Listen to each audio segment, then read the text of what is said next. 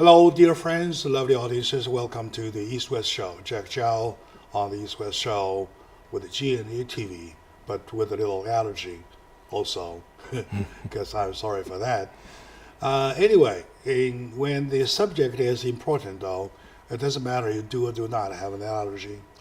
With me today is my good friend, Mr. Joe Gardner, former candidate for California Assembly, and also he is the chair of the probation committee of Los Angeles County, and he is also at the same time the president of the Valley Hospital food program, right? Yeah, Meals on Wheels. Meals on Wheels, right? Food programs. A man wearing lots of hats, so important to me. And personally, I take him as my own brother, because he and we share the same ideology, and quite often than not, with or without pre-preparing, and we come on the point just sharing our original mind, right? That's why I used to joke with him, we're brothers with the same mother. That's right, we are. All right, okay. So welcome, Joe, to the show. Thanks, Jack, and hi to your viewers out there. Okay. We all understand that United States is the number one country. We have the biggest money, we have the biggest manpower, we have the biggest technology, we have the biggest of everything that together make us number one nation on earth. Yes. And yet we have some eyesores. Right. We have some problems that have been bothering us for quite some time. We used to say gun control is one thing, homelessness is the other. Right. So today, on tackling with the homelessness, we probably want to share our thoughts, right? So how do you see, Joe, of nowadays with some action in Orange County and with some action in Los Angeles City, where by Mayor Garcetti, are things looking better or the same or worse? I think they're worse, and I'd like to give your viewers some numbers, three different numbers. 134,000 homeless people in the state of California. That's a lot. That's a lot than we've had. 134,000. And in LA County alone, they estimate those numbers to be 55,000. Mm-hmm. The third number is about $103 billion spent in taxpayer dollars in California to address the homeless issue. We're the number $103 billion. Right, and that was a 2015 figure. It's probably gone up since then, but California has spent quite a lot of money trying to address the issue of homelessness, and it's gotten worse. And according to the numbers that I have on hand, though, it was 58,000 instead of 55. Probably the difference, the 3,000 difference, was caused by the fact that the 58 was brand new, which was the 2017 number. Yeah, I've seen variations in the number, but that's 55 or 58,000. That's a pretty substantial number for LA County. With $103 billion spent on the issue for a state only, though, does that indicate there are some programs that are really been working on the project, on the problem? Well, yes and no. I think we have put invested a lot of money in housing, and some of that money has gone to supportive housing. That means that if you put a homeless person in there, they get the resources they need, as well as getting an apartment. So if they have a substance abuse problem, they're able to go and get treatment for that, as well as some mental health treatment coupled with that. There's not enough of that, unfortunately. I think, for example, in the city of LA, they want to renovate some old dilapidated hotels to make them housing units. But the problem is I don't see that they're also including that supportive housing component. So it's one of those issues where they have a lot of money, but they don't spend it properly, and that's a real concern. It should be a concern for taxpayers all up and down the state. And how do you comment on the efforts of Orange County? Because quite recently, throughout the winter though, they did something. They really did something. Yeah, they removed 700 people in a large encampment area on the river, along the 57 near Angel Stadium, and it was a good move because people don't belong there. There's when you have a water source, you can get contaminated by a human presence, and they removed tons and tons of trash, sewage, needles, human waste. You're right. And it's a huge problem. If that gets into the water system, that's really a big issue. Untreated, that could make a lot of people sick.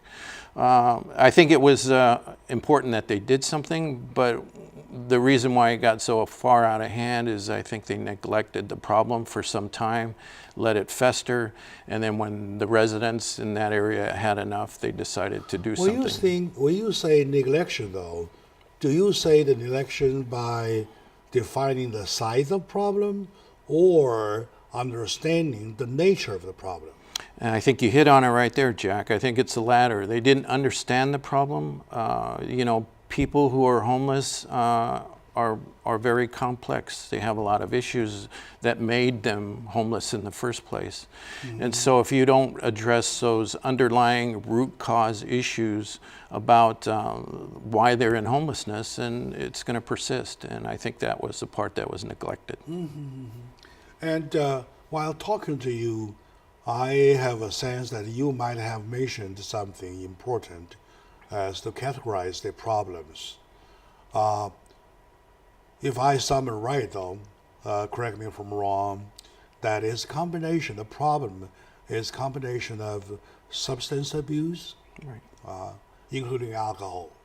Substance abuse, including alcohol, financial difficulties, right? And including those persistent financial difficulties, and also the mental issues. Yes, and unfortunately, Jack, we try and reduce it to really simpler terms. Right away when you talk about the homeless issue, you talk about housing. I think shelter is important. The other thing that it's talked about considerably is jobs. But if you don't have a person that could sustain themselves in housing or hold a job because they have an underlying issue of substance abuse or mental illness, then you're wasting a lot of money there focusing on that.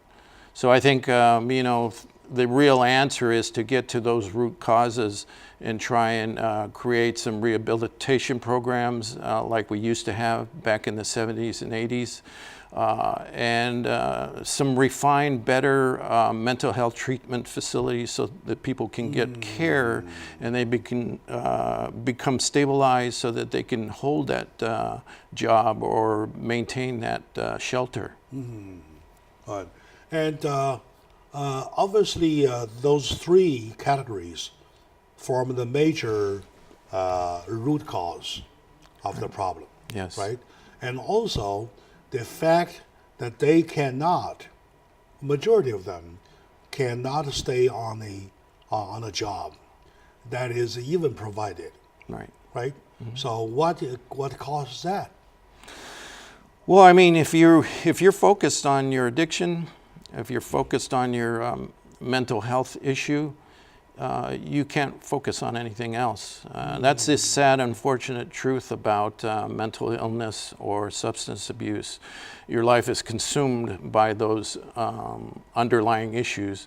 And so because of that, you're just not capable of maintaining an 8-hour job or making sure the rent's paid on time and that kind of stuff. In other words, when compared to providing jobs to them, providing other opportunities to help them back up again, stand on their own feet, if you do not have the root problem of the three, the substance abuse, including alcohol, the financial problems, difficulties, including persistent ones, and also the fact that they have, most of them, they have mental problem. Those three are the bottom line issues. Right. When we Once you have a upper hand of the bottom line issues, you have a better chance of resolving it. Yes, absolutely. And we barely scratch the surface with that. I'm always amazed that we have policymakers, legislators, and other civic leaders who don't really recognize or see that issue. You know, we've thrown bags and bags of money at a problem, but never really addressed it. We applied a Band-Aid on it, and you know, it gets infected, and you know, then we have a huge problem. So. Temporary relief. Right, right. All right, my dear friends, today with my friend Joe Gardner, Mr. Joe Gardner, former assemblyman candidate, and right now he is the chairman of LA County Rehabilitation Committee, and is also president, founder, CEO of the Valley Food Meals on Wheels programs. And I believe he, by the three names, the titles, probably pretty much describes who he is. Right, okay. We're talking about homeless programs. I mean, the homeless problems that's been bothering us a lot. Let's stay a little bit. When we come back, we will find out what we are doing. What is the relationship between what's needed and what we are doing?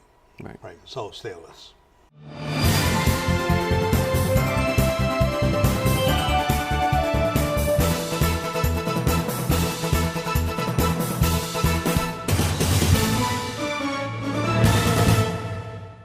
My lovely audiences, my dear fellow citizens, fellow Americans, welcome back to the show.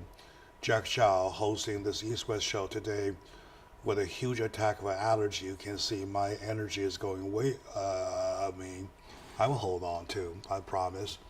With me is my good friend, Joe Gardner, former candidate for California Assembly and current chair of Los Angeles County Rehabilitation Committee. It's actually the Probation Commission. Probation Committee. Oh, well, probation rehabilitation, well, yeah. Okay. Anyway, so, and also he is the founder and the CEO of Valley Food on Wheels programs. So, welcome back to the show. Thank you, Jack. Good. I sincerely appreciate that your analysis, in a way, by first finding the root cause, and then talk about the way we do. Right. Take Orange County, for example. What they did was that they motivate some hotels to join the party, and the motels, the owners of hotels or motels, they're good people, right. Of course, to whom that we appreciate, right? Mm-hmm. But they give a restaurant, they gave the hotel room, motel room coupons. Right, vouchers. Yeah. And with the coupons that provides a month or half a month or a week, whatever, stay for free. Right. And the problem is that lots of people refuse to take it. Yeah. Lots of the homeless folks refuse to take it. Right. Why would they refuse? Your take? Well, I think, you know, with many homeless people, and I've talked to probably a few thousand homeless people in my career in law enforcement, when you introduce structure where they have to go into a shelter, they're very resistant, because that means that they cannot do the things that they like to do, which is oftentimes what they're driven by their addictions. They wouldn't be able to do their drugs, or they wouldn't be able to consume alcohol in those shelters or in those motel rooms. And so they turn it down because it will interfere with their current lifestyle, which is driven by addiction. Others you can't even put in a hotel setting like that because of maybe their tendencies to be aggressive due to mental illness. It's not a good environment to be in unless you're having some care by mental health professionals. There's also a comment saying that they understand it is a temporary. Right. Well, it's only a month, only 2 weeks, only a 1 week, something. And then by the time they're done, when they come back, they lose their original spot. Right. Because they kind of spotlight themselves. They right? do. Okay, this is mine, this is yours, yourself, and well, no, they might lose that. Right. So that's also another concern. Yes. Am I right? Yeah, there are so many factors. It's not an easy thing to look at. But the addressing, I think it's more important to address those core, fundamental, root cause issues that put people in the condition of homelessness in the first place. And we already discussed those. Okay. And one of those underlying conditions as to why the number's grown so substantially in the last few years is because we built a system here in California that has actually attracted people from all over the country to come That's here. exactly what I was going to ask Right. you. We are kind of soliciting them to come over Right. to California, especially Southern California with the beautiful weather. Right. You don't It's a need very much attractive clothes. place to be. You don't need much clothing. Right. So with a t-shirt or something, you can be better off most time of the year. Yes, Right. we have So- very generous entitlement programs. We give out general relief money, usually with no condition. So government gives away a lot of perks that are subsidy programs for homeless people and the poor. And the real issue is that we don't ask for anything in return as a government. We don't expect that they either get some drug testing to get that money, Okay. or that they might look for employment, and there is a requirement to do that. But going in and talking to a caseworker and somebody that could help them get a job long term, we don't follow up on that as good as I think we should. So, as I was telling you off camera, it's like the Kevin Costner movie, right? Where you saw the movie where he's got a cornfield and he builds a baseball field because somebody told him, if you build they it, all rush over they there, will yeah. come and watch the games. Well, we've kind of done the same thing, little bit different analogy. We've built it and now they're coming, they're here. And so that's created a lot of problems for Now us. that with that trend as a fact, though, I don't think anybody should back up, and I give both hands to what they do. Sure. Right. Yeah. I give them both thumbs up what they do, no matter it is Orange County, which is not 100% working at all, but good, something better than nothing. Right. And no matter regardless of LA, right, even though they haven't found out right solution yet, to make the call is really a move that calls lots of guts, Right. lots of obstacles they're going to run into, especially Mayor Garcetti, right? Right. For that, we encourage the rest of the folks of the 134,000 to come over this way, Right. for the weather, for the policy, for whatever, right? Now, Right. it looks that we are helping the federal with the problems. So We are. with that, can we, California, be recognized by the federal? So there goes some federal funds or grants. Do you think that's possible? Yeah, well, in fact, the federal government. If we're loud enough. Yeah, if we are loud enough, I'm sure we can get more money. Although the federal government has been sending billions of dollars to California to address that through federal programs for the poor. So we do get a lot of money already.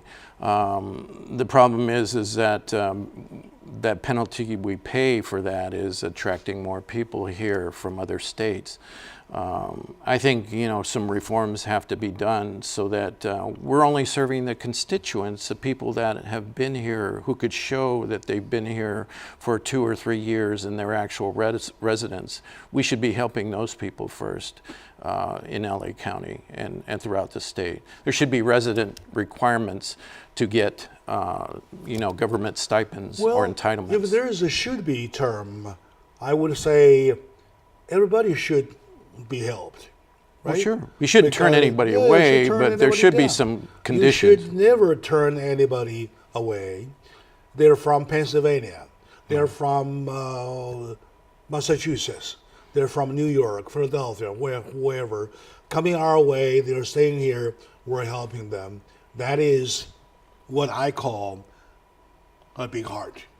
Right? Well, of course. That you and I have.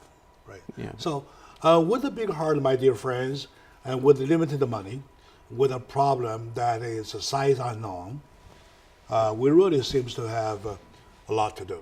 All right. With me today, my good friend Joe Garner, brother kind of friend. I joke with him that we are the brothers of the same mother, right? Anyway, conceptually, we think the same way. We really want to think a lot, and we call upon our audiences to think. If you have recommendations to make, what we want to do, what we shall do, what we can do, send it to me via email, tellmydj.com, and you can see that web address, that email address right on the screen. Send it to me, all right? So let's take a short moment out. When we come back, we'll continue finding with everything laid in front. What we want to do first? How much we want to do first? Stay with us, please.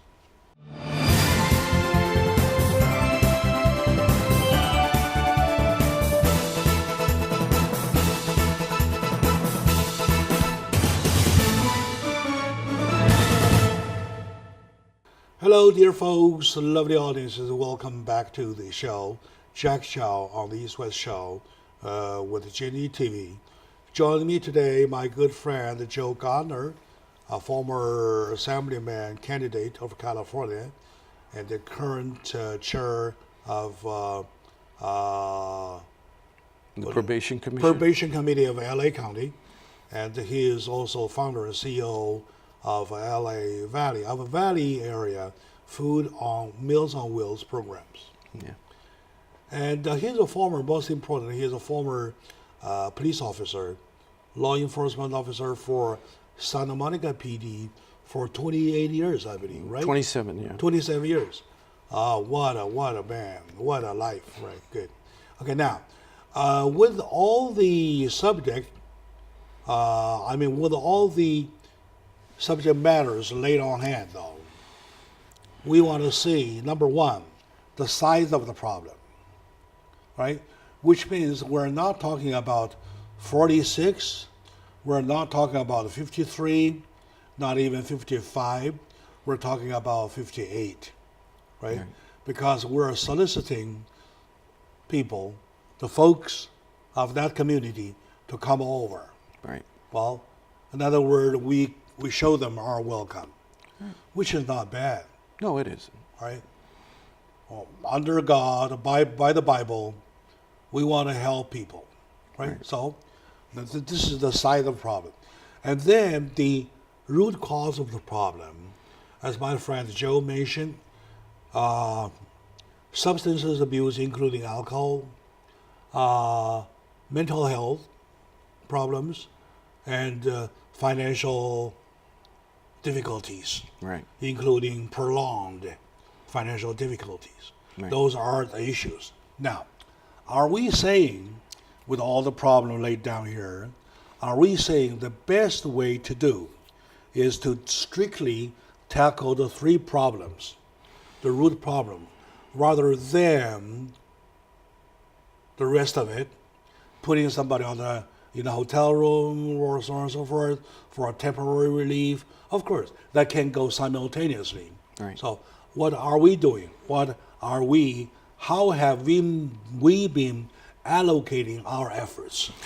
You know, I think what we need to do is a better job of triaging the population. Obviously, and because I work with a foundation, nonprofit that houses homeless families with children, you know, my biggest priority is find those families with children and get them off the street almost immediately. If you run into those people, then you should try and get them into shelter because they're the most vulnerable of our population. Yeah, of course. The other are women and elderly people. That's the second group that you really have to focus and try and get into a system of care and shelter. Yesterday with a friend of mine, Mr. Shahinin, he mentioned that amongst the homeless community, there are women who are running away of their husband of domestic violence. Right, there are. Domestic abuse. And the unfortunate thing is they become victims on the street as well. You have predatory homeless people who will take their money, will take their belongings, take their dignity. There's a lot of underlying... Or have them assaulted. Yeah, sexual assaults and other things that take place on the streets that we can't even imagine. And so, I think that those vulnerable populations of women, children, families, we really need to focus on getting those folks off the street. Now we know that Miracle City has $90 billion Right. on the program, which is a big amount of money. $90 billion, that's a lot. It is huge. That's a lot of money. So do you think that, how do you think he would be, or how do you recommend he would allocate the money? Well, I think shelter is important. There's a housing crisis in LA County right now, but there's a lot of other factors to that. People are coming here from other places and they can't find housing, and the tough part is they can't find career jobs.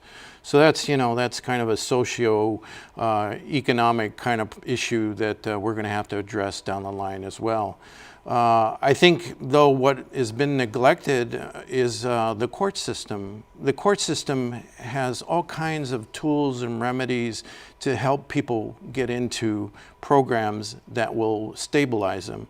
You can get through the courts, if you were lucky enough to get somebody through the system in the court system, they can go to rehabilitation instead of going to jail, mandated by the courts. They can be put on probation with oversight that really makes them stay in a program and make sure that they prove to the court that they're doing the right thing and trying to get off the street and treating their underlying illnesses. We don't put enough money in those kinds of things. If you look at the budgets involving California's, how they spend money for homelessness, it's overly focused, $500 million into housing. But you go down the list, ever descending list, and less money, the courts, rehabilitation, they're not even on there. The other day, while talking about the homeless problems, a friend of mine recommended that we probably want to send a crew of caseworkers to go first, ID them, to number them, ID them, make sure that we are dealing individuals. Sure. Not a whole bunch of problems. And when you are dealing with individuals, you can set case workers on the one or the two. For example, every case worker handles 5 cases.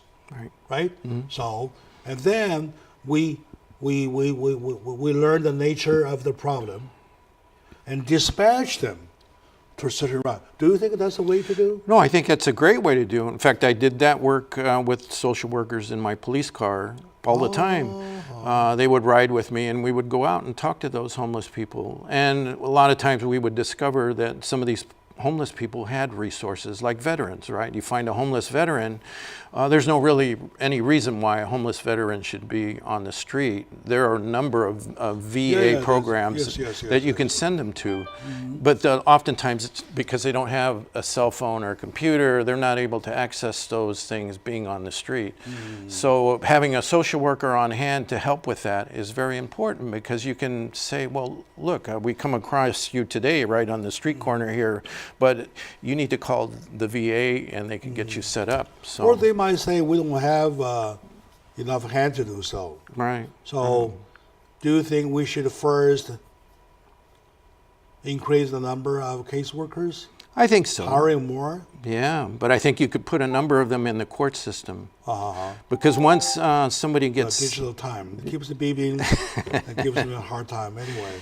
But I tried to kill it several times already. It doesn't cooperate. Yeah, it doesn't cooperate. Anyway, so you mentioned about the court system? Right. If you put them, the caseworkers in the court system, and the court adjudicates, sentences somebody to rehabilitation or mental health treatment, right away in the hallway, that person that was just sentenced can get a resource. They don't care. Forget the court. Yeah. They run out on the street anyway. They may. Yeah. But if they're told that they either go to rehabilitation or go to jail, which option are they going to take? No, jail.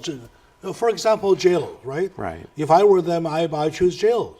Right, because you get out in an hour. I have food, I have a roof over my head. Right. I have friends to talk to. Because space is an issue, right? No, now, the problem is that the real problem is that when they are down to the very, very, very supreme bottom, though, they care nothing. Right. They care for nothing. Absolutely. Right? If you you can't even deter them. Right? You can say, hey, next time I see you, I arrest you, right? Say, okay, go ahead, arrest me. Right, I'll be out. And then that's the end of it. Right. Right? So now, for that kind of problem, when you see that problem, you must look at the problem from a humanity eye. Sure, you do. Right? Yeah, I think mostly what we need to do is provide incentives for people to get into programs and disincentives You're right. for not getting into programs. So right. I think that's the key thing. You know, you have to dangle the carrot and say, look, we can help you, but you need to fulfill these requirements. I was thinking, all right, let's take a short moment now. When we come back, we'll probably open ourselves up for recommendations. Okay. Dear friends, with Joe Garner, a former Assemblyman candidate of California, and the law enforcement officer for 27 years, we're sharing lots of our thoughts with our audiences over the problems of homelessness. Let's take a very short moment now. When we come back, we probably will put our brains together to see if we can, probably I'm willing to write a summary of all the recommendations and send it to Mayor Garcetti or the Orange County Board of Supervisor or LA County Board of Supervisor. So that's what we want to do. So stay with us.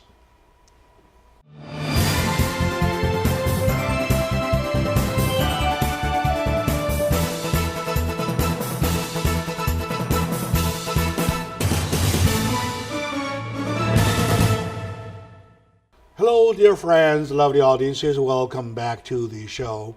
Ladies and gentlemen, you guys are my own brothers and sisters. From my perspective, I would wish that when I make a call, my calls are answered, right? Provided I'm a good man, provided I have a good take, right? For this homeless issue, I really, really swear to God, feel a pain here.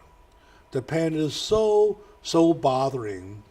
Sometimes I decided I want to write something, I want to say something, I want to be noisy about it, right? Now, together we can do something, together we can change, because to me, there's no reason, no excuse for you to say that we as a number one country, with the most of the money, with the biggest resources of humanly possible, we still allow that to happen, right? It's a shame.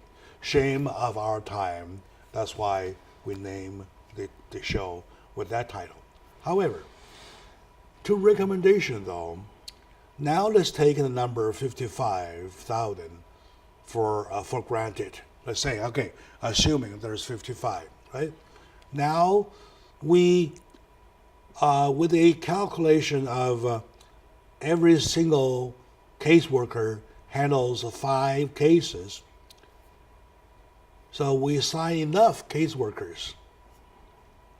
If we're short of hand, we recruit caseworkers.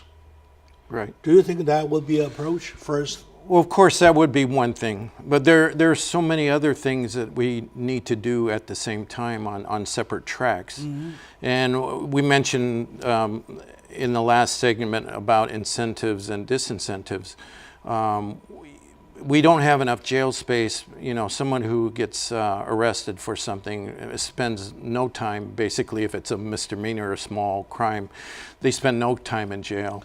Flash incarcerated. Right. And that's the problem, is that the notion of justice has disappeared now. Mm. I think what we need to do is open up spaces, cell space within the local jail system to make them extensions of the LA County Jail, so that people actually will serve the sentences that they're supposed to for a crime that they might commit.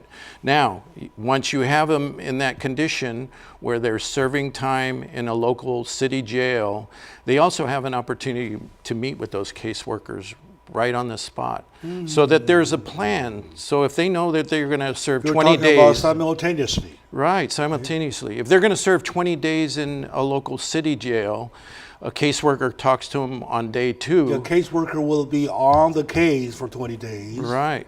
And that individual who's serving that time will have an exit plan, right? So once that 20 days comes, that caseworker say, okay, let's go to the shelter. I have a shelter for you. We can continue to get your rehab services. I'll hook you up with mental health care, whatever it is you need. That's a way to keep them captive, right? I hate to use the terms because maybe it's not politically correct, but if you keep them as a captive audience and give them the chance, a window where they can get into services after they leave jail, I think we have much more better chance of success. One thing for sure, they are the bunch of folks that they have no worry. Right. They have no fear. They respect no rules. Right. No nothing. Because they are down to the very bottom already. There is no further layer they can go still down to. Right. Right? So they don't care. They don't. The only thing is that you got to be acting like a spur to stimulate them to Nudge go them. up. Yeah. Right? Nudge them in the right Nudge direction. them the right way. Give them enough incentives. Right. Right? Exactly. For example, if you put them in a shelter, a big shelter, give them a shower every other day, something like that. Right. Oh, they will say, good, let's get a shower every other day. And after shower, you give them a free meal, right? And then after free meal, well, there goes a priest. Well, I'll probably bring them to church, Right. or something like that. So you try to cultivate the problem to put it back. And the bottom line, it's like manipulating behavior, right? Yeah, you're right. For You're a right. positive end, right? And every citizen, every person, even homeless people, have an obligation to society to be responsible for themselves and live as good neighbors, right? It's not any different for homeless people. It looks to me as it is not an individual job that can do anything. No. It sounds like a committee or a commission or a organization or whatever, right? Do you think in LA County or in California we have either a state board or a county board or whatever to handle the problem? Well, my appointing supervisor, Catherine Barger, has been doing a lot within her district, the 5th district, to create some bodies, stakeholders, people from the community to try and address the issues of homelessness. And I think to a large extent she's on track, but that's only for the county. I think we need a much broader spectrum You're right. throughout the whole state to really address this issue. What I'm thinking about, one Catherine Barger is not enough.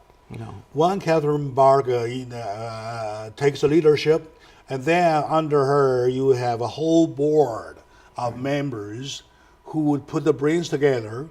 Through discussion, they finalize, okay, this is good, this is not good, all right, this probably can try.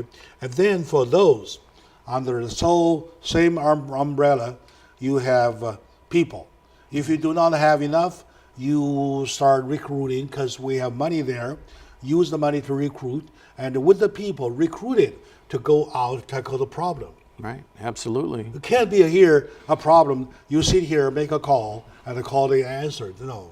Yeah, and Nobody would. Yeah, you really have to do that, and you have to have a commitment at many different levels of government and individuals, right? You have to find people who are willing to tackle the issue, look at it with a microscope, and come up with solutions. Yes. And I think Yes, that's what we're yes. missing now.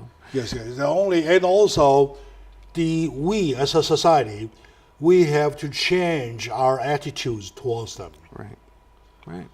And I did pay attention to the mainstream media report, their coverage over the Orange County programs, over the Mayor Garcetti's determination of the $90 billion, right? Yeah. I'm very, very sorry to tell my audience, to share with you, they kind of like loafering about it. They joke around with the problems. And the other day, Mayor Garcetti, when talking about get a roof above everybody's head, he mistakenly used the word under. So get a roof under everybody's head. For that word under, they joked around for at least no less than 15 minutes. Yeah. And let the news itself fly away. So There are some very sad, unfortunate developments. Senator Scott Wilk, for example, has called for an audit of how money is being spent, how money is being allocated. And I hope something comes out of that, because they're going to discover, well, they've already discovered that one of the homeless agencies in LA County has not been doing a very good job. They have the money, but they haven't developed the staff, done all the things that they need to do. Government entities must do the job, and our mainstream media must correct their attitudes towards the problem. They're a human being. Absolutely. They're the same as you and me, everybody is. So, okay. So together we can make some change, right? And once again, if you have recommendations, suggestions, whatever, anything you want to say, send it via email to tellmydj@gmail.com. Tellmydj@gmail.com. We will get back to you. Today, I appreciate the fact that Mr. Joe Gardner, my good friend, come here and shed light on this issue, and my audience says thank you very, very much for watching. And with the allergy I'm fighting still, they're not a bad job, right? So I'll wrap it up. I'll see you tomorrow, all right?